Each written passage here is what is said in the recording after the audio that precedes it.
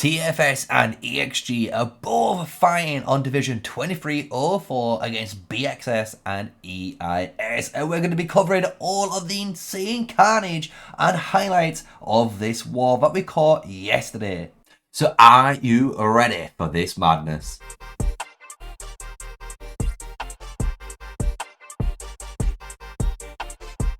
Hello guys, yes, smash like, comment and subscribe for more daily videos with me, MrSneakyy, and we're here with Gold Dragons, and this is arguably the biggest war in history. You sure about that?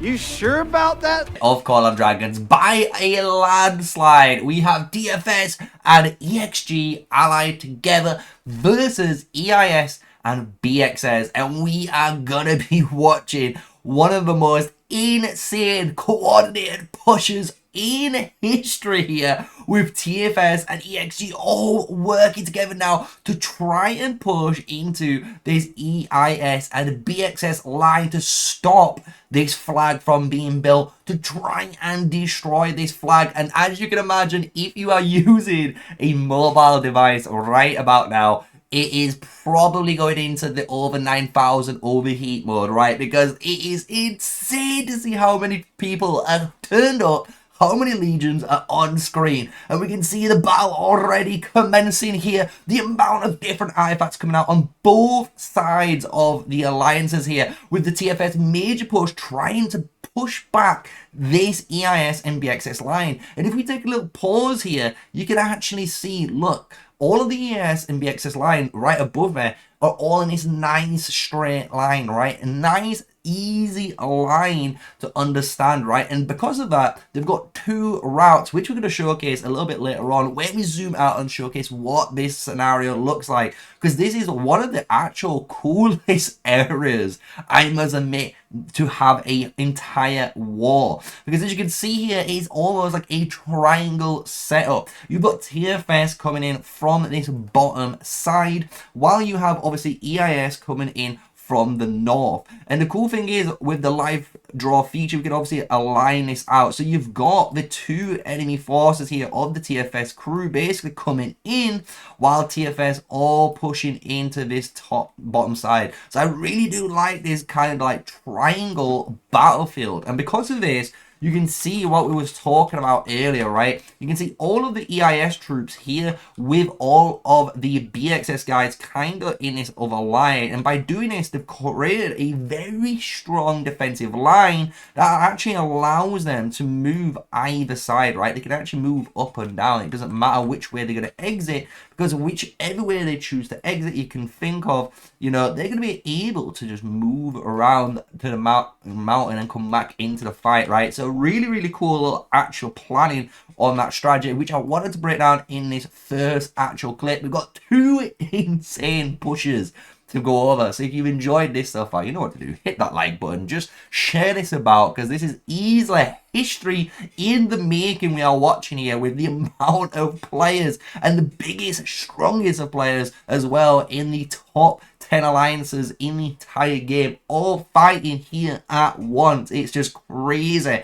to see this in action. And this is, again, if you ever want to check it out yourself, you can use that spectate feature on 2304, that is, you know, very top corner or in the middle of the screen. You can always join that. So what we're doing here is zooming in and zooming out, just so we don't blow up our own PC, even though we've got a really good one. It is just so much, you know, animations and just so much going on, right? And if you are in this, and I'm going to talk about this in a future video for you guys, if you want to be in these type of fights, and if you are in these type of fights and you are struggling, it's most likely because you are fighting in this camera mode, right? If you are fighting in this camera mode, I'm not gonna lie, it is so difficult to understand who you're targeting without lagging, without it being unresponsive. So the best way to actually fight in these type of scenarios is actually zooming out into the dot mode of the game. Because you can imagine all of these players in TFS, and I did check this when we were looking and talking to Guns live when he was actually checking them out himself. they're all in Discord. They're all in Discord, which is crazy. So you've seen basically at least 80 to 100 players all in Discord communicating and listening to the officers or the war leaders' comms. And by doing that, this is what I'm saying. If you're in the dot mode, you're just targeting, and everyone's going to be targeting the same thing. And if you've got 50 marchers all targeting that same one march, I'm just saying, it doesn't matter if you're a T4 or a T5 player, you're gonna kill that thing, and you're not really gonna take any bad trades from doing it. And by focus firing, you're gonna take out troop by troop by troop. And we can see this working for TFS, and TFS now pushing into the EIS northern side. And when we're looking at this murder ball as well, you've got to remember one major thing here. This is all major archers. This has been a TFS major push without actual front line there. No infantry is involved. And you're going to see the difference of an infantry push compared to a non-infantry push. And that is why I recorded 2 different gameplays of this. So you can see why infantry is so important in Call of Dragons. If you do not have that infantry front line for your alliance, you're gonna realize, you know what, I'm actually on the back foot and I'm gonna lose these fights, because guess what, we didn't have that cushion, that initial, you know, wall that soaks as much damage, which allows our backline to deal more damage to them. And it is really critical. And you can see this though in the war of attrition happening. So TFS ExG taking control all of this center area, which is great for them. But now they're in the problem zone, because you got to think, they're right next to BxS's keep, they're right next to BxS's city, and they're next to EIS's keep and EIS's cities. So what does this mean for the TFS crew? You got to think, they have to actually get as much value now per kill as they can, because if they don't get those value trades, guess what, the reinforcements, the refreshing of the BxS guys and the EIS guys are actually going to just overwhelm them. And you can actually see this being maybe called upon in the voice comms, which I actually love. And we heard this and we were talking about this live, and we were saying TFS needs to back up here. And guess what, great call, great call. And look how fast this murder ball was in all of that zone, and it slowly clumped into the center. It was getting kills on the, you know, exit, but then more importantly, it moved back, and it was trying to move back, and it keeps moving back and allowing it to get those reinforcements to hopefully keep fighting on. So what we're going to do is just break this down a little bit more with live draw, because again, I think this is just one of the best zones we can actually talk about when it actually comes to open field, because this is what makes Call of Dragons. Let's just be honest, guys. If you're watching this video, you know this is why we play Call of Dragons. The PvP is arguably the best mobile game PvP you're going to have in a 4x city building game, right? And we can see EIS in this top zone. We can now see this pushback of BxS on this bottom zone. And then if we look at TFS, obviously TFS are in this little clump. So they're in this very scary situation where you can almost see it already written out. They could get sandwiched, they could get crushed here. So they do need to make that call to obviously go back, refresh. Otherwise, this is going to be a detriment to them. And you know what? I want to make out one other thing in this video that we haven't really talked about. It is the rallies. And one thing in Call of Dragons, which a lot of people might have not liked once upon a time, but I do think it's needed, is the old rally meta. I think when it comes to these sort of wars and you need to push through choke points, you actually need the old rally meta back, because you can already see we use rallies like these ones down at the bottom, and they're normally a Goresh Skogul rally, or they're normally like a Hosk Kanara rally. You don't really see too many majors. You try it and it's not that successful, but with the other two, it's just infinitely better, because if anyone does target them, you are doing so much counter-attack damage. So it's a very brutal anti-swarm type of rally, allowing you to use it to push into the territories, because if anyone targets it, guess what, they're going to start making all of their alliance get negatives, right? So it's very important we talk about it, because I do think if we obviously unpause the footage now and let it play out before we go to the next clip, I do want to just talk about, like, I think the old rally meta if we brought it back in the current state of the game with the brand new as well resource healing that's been introduced, or healing increases, shall we say, to the hospitals that got introduced to the game in patch 1.023, it's actually a really good format. I'm not going to lie, I think it would be perfect. It'd be everything everyone wants, where you have this insane open field like this, and then you could actually send players out with rallies to try and push through and get those insane open field trades, because then it would actually make players, as you can imagine, focus again, like not hitting those rallies. And if they don't hit those rallies, they're going to get obviously rewarded. And if those players are trying to hop out rallies to try and get that AoE, you know, damage onto the rally, guess what? You can still get the archer players to single target focus those guys down. And it's a really clever like meta where everyone is almost in check, you know, everyone keeps everyone else in check. The archers keep the mages in check, the mages are keeping the infantry and like big chokeholds in check, you know. It's just really good. I just think it's really good. And cavalry as well. I'm not going to say anything about cavalry. We're going to make our own video on cabs because it's been a really good time. But here is the finale side of this first gameplay that I wanted to talk about, and we're going to go into another one where EiS and BxS, as you can see now, successfully pushing TFS out of the zone. And if we zoom out, you can see now this is where we're going to get that refresh from TFS. So let's see what happens in the second push that I want to cover, because this one is even more insane and just absolute carnage when it comes to a Call of Dragons War. And welcome to the second gameplay, and this is going to be another insane push. This is arguably the best push of this time. The coordination on point. And more importantly, if we just pause this right here with the EiS summoning on top, you can see this is a very, very coordinated push from the TFS crew. Why? So let's break this down. We have all of the ranged units, you can see them all come in, right? They're all in this murder ball. They are moving up into position, right?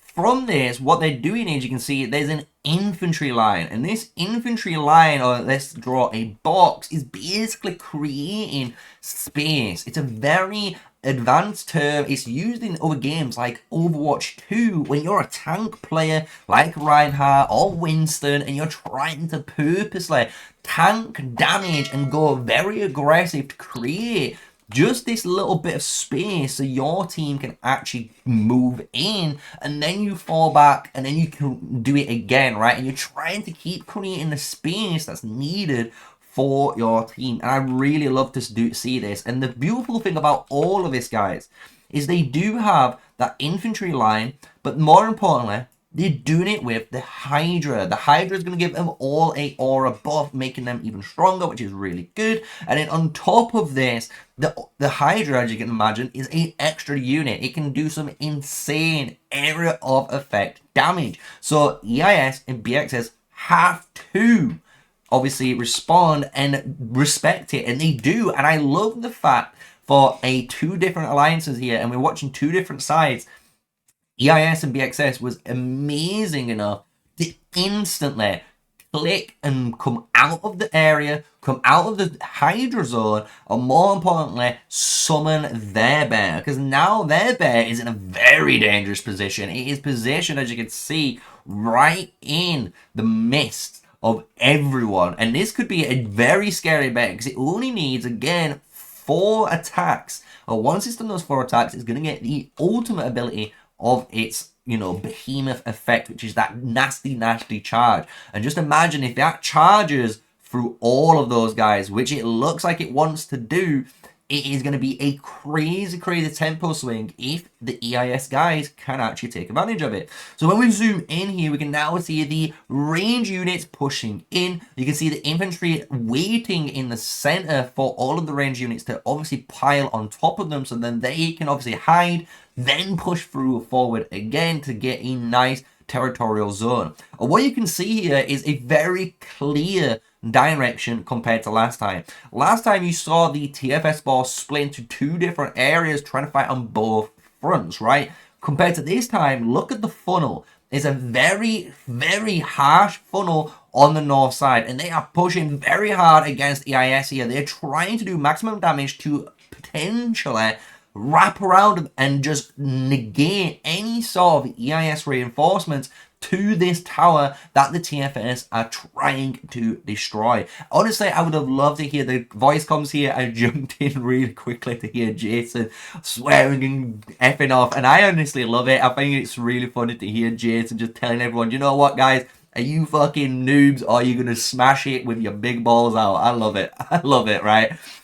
So when we're going into this video, right, you got to remember we are trying to keep it as neutral as possible when we are in these gameplays. I know I am covering more of the TFS fight here, but they are, as you can imagine, the aggressors. So they are doing a lot more of the decisions here. They are basically in a chessboard. They're white, right? They play their move first, compared to EIS and BxS being like the black chess pieces that need to respond with very clever tempo swings or just strategies themselves. And you can see them doing this, which I actually love, because they're moving straight back out of the range of the Hydra, so they're not going to take any sort of damage from that Behemoth. And then on top of this, you can already imagine, and I know they were, getting rallies ready. They are getting counter rallies ready, so they're able to get those counter rallies in and re-push. And you can see already BxS L Gavi here with a mage rally trying to do some insane area of effect damage like the good old days when this was a thing.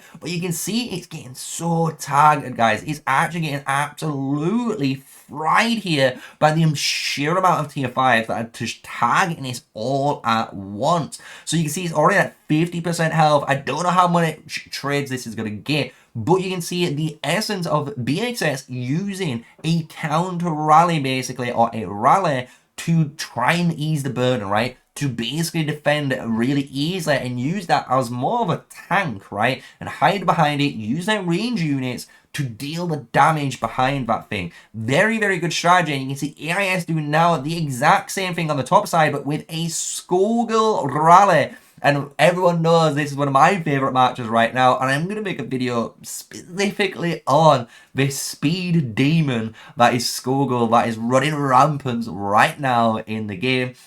But here we go. Can TFS do damage? This is the thing right now. They're trying to get the value trades. And what that means is they're holding this very, very defensive and aggressive position, as you can imagine, which sounds a bit weird, I know, but if we actually zoom out here and talk about it, you're going to understand, right? Because they are holding this line, right? This is a very defensive line. They're not pushing as they once was. They were all the way up onto this second line, right? So they've moved back a little bit, which is a very clever defensive decision. But guess what? They're still framing a very aggressive push, and they could at any point unleash this when they need to, right? And the beautiful thing about doing this as a TFS member, you can imagine now if any EIS members are coming in, guess what? Those EIS members are going to be trickled in one by one, and they're going to get killed because of the sheer amount of focus this murder ball is going to be doing, right? So I really do like both of this, and I like the fact most of the EIS guys have not fallen for the trap. You're going to see some players do try and bite the bullet just to try and get some damage onto this Hydra. But guess what? They're going to take the bait, and you're going to start seeing them slowly die one by one if they are out of position. So please, please, please, please, no matter who you are, TFS, ExG, if you are a EIS BxS player, if you are anywhere else in the world but you're playing Call of Dragons right now and you're watching this video, please work on your positioning. Positioning is the most key fundamental of this game. It is what makes the good players from the bad players in the PvP area of Call of Dragons. It's just like, imagine playing something like League of Legends, Dota, where you are an AD carry and you can't basically use your range advantage to do the maximum potential for your team, right? So it's a really, really good thing here. And we can see again, Now looking at the south side, they're holding a strong line again. And this is a really good line that I really like to watch. And you can see in the BxS side here, some mixture of EIS members coming in down too. And I like that. I like there's a mixture of different troops here on the defensive side, definitely working together to hold this line with the keep. And I must admit, the keeps in this area are in a very good position. And if you are looking for any tips and tricks, if you are in one of these keeps and you are maybe a bigger spender, I will admit, Bert Toha, guys. Bert Toha in a keep is a absolute alliance merit printer for yourself. So if you want to try it out and you haven't done it yet, do it, right? And if you have, I'd love to hear your comments in the section down below on how you've loved using your Bert Toha in a keep, and maybe give us just some numbers of the crazy merits you've been able to gain. I've heard some people getting 125k without even hitting that yellow bar of this match. It's just a crazy match when it starts to get going, right? So here we go. TFS now launching a counter rally on some sort of maybe 4, and this is going to again allow them, as you can see, to push into this top side, allowing hopefully this rally, which it does, to draw aggro. And guess what? It's going to deal a ton of area of effect damage. But the BxS guys, big W. Big W there. This is where, you know, R4s are marking that thing really quickly, and he let it through. It might sound crazy, you can see it here. It's coming through and it's going towards the builders, which is a savage thing right now. But as long as that is not in your main murder ball, it's the major priority. Because if you are blocking that and it's in the main murder ball, guess what? You are just forcing your alliance now just to take unnecessary saves, and hospitals getting filled just because of your stupidity. So don't do that shit when we're playing this game, right? So let's carry on with the final bit I want to break down, which is going to be this back or push back from BxS and EIS. Because you can see again this really good defensive push, and TFS getting work done. You've got to remember, their whole objective right now is this flag. This flag is their objective. They're just trying to take this out. And whatever percentage they can get on this flag, and this keep, should I say, because there's a keep here and there's the flag that they're taking out all the way out of the screen, right? If they're able to take out this keep and take out the flag, more importantly, the flag, they're going to disconnect a lot of portion on this territory, allowing them to obviously place their flag and advance hopefully out of this choke point. So it's a very critical flag, and it is one of the crazy parts of this whole fight in 2304. And you can see BxS wanting to get back off that flag control, and here's a double rally coming in. They've got a Husk Kanara, the one and only counter rally, but if you target it and if you're a mage player, I'm sorry, you're going to be suffering that. Anything between 4 going all the way up to 10, 12,000 counter attack critical hits, depending on if you're a T4 or a T5, obviously. And then you've got on this the immense pressure of a mage rally, as well as this Wahid Nico rally that's going in, and then they summon the Hydra on top. This is a full out carnage, just going fiesta, guys. I can't even imagine this in a game. If we just go back just for a couple of seconds here, we're gonna just pause it, because guess what? You get a really good idea of how much carnage is going on. And honestly, I know I've lost a little bit of a train of thought there of commentary, but I'm gonna obviously come back when we zoom out, because you get to see what is fully going on here. Look at this. We have, let's just count this up.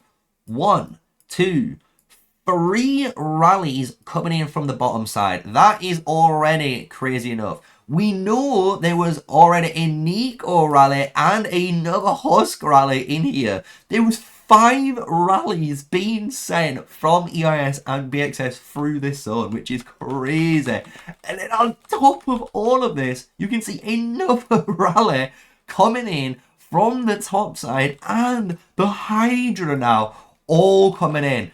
EIS and BxS ain't playing. They're like, you know what? We're fucking tired of your shit. We're coming in to kill you with all of this. Just forces to put pressure onto you. And you can see this coming into fruition now. The Hydra getting absolutely nuked down. The Thunder Rock getting absolutely nuked down too from both of the alliances here. It is just absolute chaos. And look at the amount of different artifacts being used in this as well. And we want to talk about a little bit of this, you know, artifacts, because if you're wondering what artifacts to be bringing, I'm just going to say it, you know, Guns is one of the guys who's been honestly shouting it out more than myself. I've been more of a guy now shouting out the Frozen Ring, but the Breath of Gigantis, dude, if you've got that Breath of Gigantis in these type of wars, you can see it do work, because people that underestimate that defensive reduction stat for your alliance. It honestly allows you to just shred through those 10 marches so much quicker than you can imagine. And it does make me wonder if maybe Indis is going to start becoming more and more popular in the field, because she is, when awakened, infirming a ton of units, 3 units with infirm, increasing all damage dealt for 3 seconds. It's insanity. So maybe as a T4 player, we might be seeing those in action a lot more for our marchers, because it would be more beneficial if we can actually apply those, you know, debuffs to the T5s or anyone around them, and then obviously our T5 players can absolutely melt them through. So this is going to be it. I want to say, if you have been in this war, if you are part of BxS or EiS, big W for you guys. This is one of the best pushbacks that you guys have ever done, I've ever seen as well in Call of Dragons. And I know there's been so much more action than this in this server. And if you want to watch it again, go to 2304. Big shout out to those guys. And then obviously the TFS and ExG crew, who are trying their hardest to punch through this choke point and doing some insane good work and honestly destruction on the flag that we can see now on screen that we've been talking about throughout this whole video. So big W to both of the alliances that are all fighting here: BxS, EiS, TFS, and ExG. And with all of that, guys, that is going to be today's videos. If you enjoyed it, smash a like on it and subscribe. And until the next time, stay safe, stay sneaky, guys, and peace out.